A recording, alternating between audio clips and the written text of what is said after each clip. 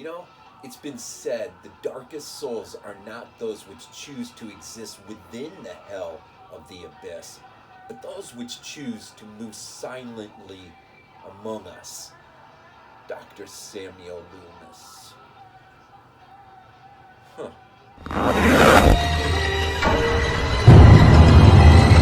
Body bags were horror lies. Hey guys, Rob from Georgia here with you. I'm your Wednesday evening host here at Body Bags. It is week 406. It is the week that we choose a film from a particular year. And this year, this week, as the reviews drop, is the year 1971, of course. And as you already know, I've gone into the grindhouse sort of era of filmmaking, right, for what is the release from Full Moon, The Headless Eyes of Kent Bateman. This is the dad, of course, the famous Bateman kids, right? An interesting experiment, I guess I should say, of filmmaking. It is, this movie is, you know, I remember not that long ago I did Silent Night, Bloody Night, and this is one of those rare old movies, you know, that gets so passed over, and then once you get into it and actually fall into it and really watch it, you know, you find yourself in for you know, a few surprises, and no different than The Headless Eyes. I'll be honest, when I started scoping this film out a little bit just to see what I was getting into, I was kind of like, this is not going to be a fun review. But as I watched it the first time, I was sort of taken back a little bit by, wait a minute, there's something a little bit more here. And that's what got me thinking about that quote from Loomis, right? The Halloween from our favorite Rob Zombie. The second viewing and the third viewing, I started to realize, man, there was some real potential in filmmaking. There was a lot of stuff going on under the surface that barely gets tapped into, be it low-budget filmmaking, be it not a lot of money to work with, of course. It does have that aesthetic that it reminded me of when I reviewed, crap, now I'm going to forget that movie, old Grindhouse movie, low budget. I can't believe it just escaped me.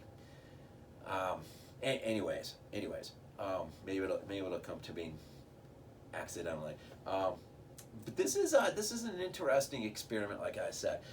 Basically, what you got here is the story of Malcolm, or Mal for short, who it's interesting. He, I think, you know, by the end of the movie, we start to wonder if he's not had this sort of alternative or alternate personality, this evil that is been lurking within him, just waiting for some sort of incident to lodge it out to front and center, I guess.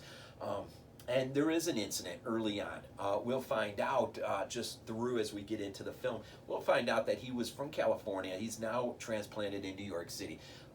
But the girl who basically put him up for so many years basically paid everything for him. And he is he was an artist. He's an artist and a struggling artist. But he sees himself as nothing more than a piece of novelty for her. And so he basically needs something to dislodge him from that relationship, and it comes in the form of one night, man. He's made a habit of going into apartments through windows, man, and basically looking for money in order to pay his rent, and so that he doesn't have to rely on her as much, I guess. Although that could have been in it as a result of him just taking off and coming to New York and struggling, and this takes place in New York City. Maybe that's it. And anyhow, he's probably away from her initially, struggling to survive. He's basically robbing apartments at night. And there's one particular moment where it just runs sour on him. The girl wakes up, she's laying there, he's going through her stuff, and she wakes up, and he tries to keep her quiet. Doesn't work too well. And in the process of the struggle, of course, she's freaking out. She's got a stranger in her house. She grabs the nearest thing on her table, her bedside table, and it's a spoon, and she ends up gouging his eye out of his head, and he goes stumbling out the window, climbs down the ladder screaming, of course, my eye, my eye, my eye, you know, and of course he's laying down on the sidewalk. Bystanders come by, they're looking down at him. And then we find out later, as a result of this girl that he had lived with for so many years, she travels from California to New York to catch up with him, which ends up being a very enlightening, important piece of the film in terms of dialogue and where he's at right now psychologically. But something happens. He gets sent away. He spends some time in an asylum, apparently, trying to heal from this attack, this wound. But as he says, something happened, or perhaps maybe not. He believes something happened at the moment of that tragic accident that sort of brings this personality to the forefront, and he begins to just start attacking women and gouging their eyes out, and then as an artist, utilizing those eyes in his art by freezing them first and then putting them in blocks of acrylic, right, and then using them. And perhaps this movie sort of lays the groundwork in 1971. There's at least 3 movies I thought of. I thought of Eyeball, which will come out in a little bit. It was a Lindsay's movie, right? About 4 years later. In '80, you get Maniac. There is a lot of template here for Maniac. Makes you wonder just how much of this movie influenced Maniac. And then in '79, I think you got Driller Killer. Same sort of concept here working. So this film apparently, without anyone really knowing, any of us actually, it really lays a foundation, a grounding or groundwork for some films that'll come out later on, which is really interesting. It means it really has never gotten the credit perhaps due to it. It's got some really deep psychological stuff going on with this guy, man. There's a sequence, there's a dream sequence where he's just, you just don't know what's going on in his head. You think, you're led to believe that he thinks he knows what's going on, but I don't even know if he knows what's going on. And this dream sequence is weird, man. It's more of a hallucinatory moment, I think, where he's just wandering in the streets of New York. And it's got to be said that this is a great look at New York City, the grimy New York of 1971, right? And he's wandering through the streets of New York, and ultimately the dream, the vision, the hallucination, whatever it is, finds him banging on the doors of what it seems to be a church, which, grants us a whole lot of other stuff. What's going on in his head, this idea of separation. Is it not just separation from her, from his own personality, from God? There's a lot going on here. And he does kind of ramble on from victim to victim to victim. There is one moment where he's outside this apartment complex where he had gone up, where he had attacked this girl, but unfortunately he only did the job sort of halfway. He only took one eye as a result of someone perhaps seeing him in the act, and so he had to make sort of a hasty escape. Later on, there's a news crew and a whole group of people outside this place, and they're about to bring this body out of there in a coffin, which just seems kind of weird. But what's really intimidating is you see him there in the crowd, sort of taking it all in, listening to the news reporter as he's kind of interviewing people about this crime. And then he starts to piece together mentally that he perhaps might have botched one. And so later on, we find him at his victim's grave. He undigs her and he goes in for the other eye, which that moment an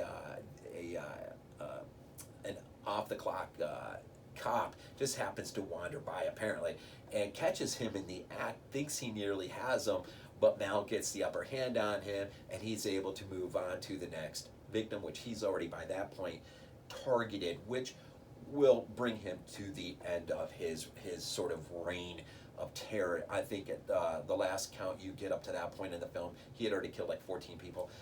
So he's really just a psychotic, loose, and you sort of, you think of Henry, Portrait of a Serial Killer, you think of the movie Angst, you think, this is sort of a precursor, I think, to a lot of movies, and perhaps The Headless Eyes just does not get the credit that it really deserves for laying a foundation of other movies. And so it is an interesting experiment of viewing as well. It is a grimy film to watch. The transfer is not great. Full Moon warns you of this.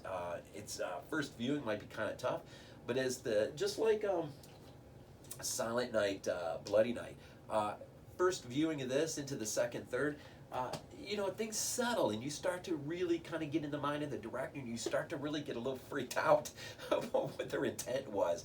And no different here, man. This is a pretty cheap pickup off of Amazon, and it is definitely if you favor films like Angst and Henry, Portrait of a Serial Killer, Eyeball, or perhaps Maniac in 1980, The Driller Killer. If you sort of prefer or sort of get into those films, you may want to go back to the beginning. Malcolm might just be the precursor to all those others that will come after, and perhaps this movie just does not get the credit it deserves. And I'll say this: the ending is freaking fantastic. You don't get enough endings quite like this. It is irony at its poetic justice, irony at its best.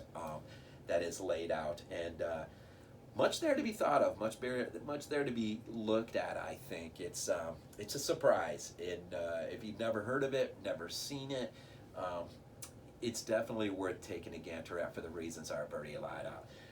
It is, as I said, it is the week that we look at a film, so everyone's looking at something from 1971. So continue just to check those out as they drop day after day after day. And we appreciate all the support, just the time you take to watch and comment and like and sub. Everyone does a fantastic job on this channel and offers something just uniquely different, I think. Uniquely different, each and every day. It's freaking fun, man, just being part of this. As we continue to wander into June, we do have a theme week lying out ahead a few weeks from now. And man, we just appreciate it. We appreciate everything you bring to the table in terms of just the support. And well, there you go. 1971, The Headless Eyes, Kent Bateman. Yeah, let's leave it at there. As always, go Bills. This is not a dream. Not a dream.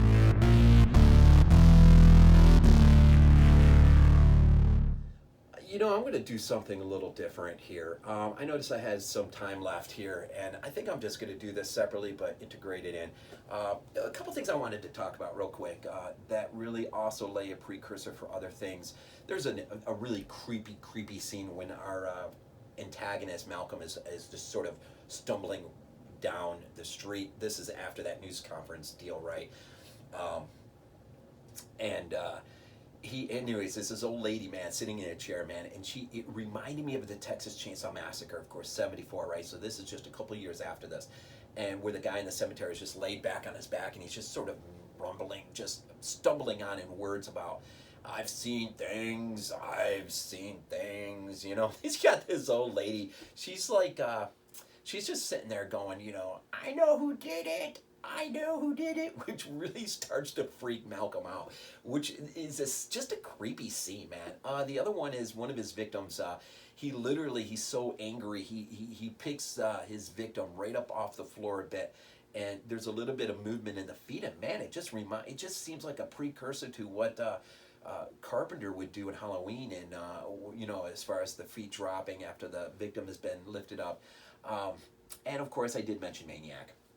It really does seem like this movie is a template for Maniac. And so just a couple things real quick, if I can maybe attach this as an addendum at the end. Another reason, I really do believe this movie has laid the groundwork in 1971 for a lot of stuff. I really do think a lot of people, directors, took notice of this film silently, quietly.